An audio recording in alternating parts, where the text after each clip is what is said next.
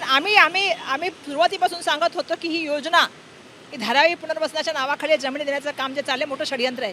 याच्यामध्ये मोठ्या land mafia लोक जमा झालेले आहेत आणि या लँडचं जे आहे मोठ्या प्रमाणामध्ये सौदा चालला आणि एकाच व्यक्तीला मदत करण्यासाठी सगळं चाललंय. प्राईम स्पॉटच्या जागा घ्यायच्या, झाडं तोडायची, कत्तल करायची, त्या ठिकाणचं सगळं इन्फ्रास्ट्रक्चर तोडायचं आणि एका व्यक्तीला मदत करणार. आता तुम्ही आत्महत्या जाऊन दाखवा, अलर्ट पण नाही करत आत्महत्या जायला.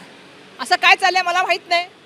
सर्वसामान्य माणसांना तर आत्महत्या करत नाही. त्या दिवशी तर आम्हाला एवढी पोलिसचा फोर्स फटका होता की तुम्ही बघितलं असेल. कट झालं आहे सगळं हे अदानीसाठी. अदानीने केलं काय महाराष्ट्रासाठी मला कळतच नाही की महाराष्ट्रात त्यांच्यासाठी एवढा रेड कार्पेट टाकून बसलेला आहे. महत्त्वाची गोष्ट आहे की धारावीकरांचं म्हणणं आम्हाला धारावीत घरं द्या. मग कोणाच्यासाठी जमिनी खाली करण्याचं काम चालू आहे?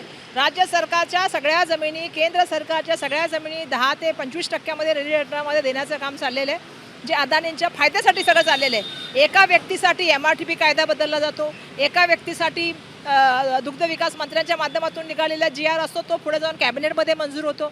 एका व्यक्तीला तुम्ही किती फायदे देणार आहात? म्हणजे स्थानिकांचा विरोध असताना फक्त एका व्यक्तीच्या फायद्यासाठी जे आहे ते आपण बघत आहोत. मोठ्या प्रमाणामध्ये जे आहे ती ही सगळी या बाबतीमध्ये सगळ्या गोष्टी घडवल्या जात आहेत आणि त्यासाठी कॅबिनेटचे निर्णय घेतले जात आहेत. हे दुर्दैव आहे. खरं तर DRPचं याच्या बाबतीत म्हणणं काय, श्रीनिवासजीचं म्हणणं काय याच्या बाबतीमध्ये हे सुद्धा समोर येऊ द्या. त्यांनी विरोध केला जमिनीला द्यायला बाबतीमधला आणि एवढ्या कमी किमतीमध्ये देण्याबाबतीतल्या.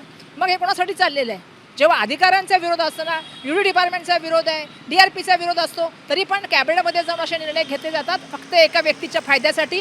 आणि दुर्भाग्यवश याच्यावरती चर्चा होताना दिसत नाही. चर्चा ही कुठेतरी धार्मिक करायची, जातीयतेची करायची आणि या विषयांना बगल द्यायची हे सातत्याने चालत असतं.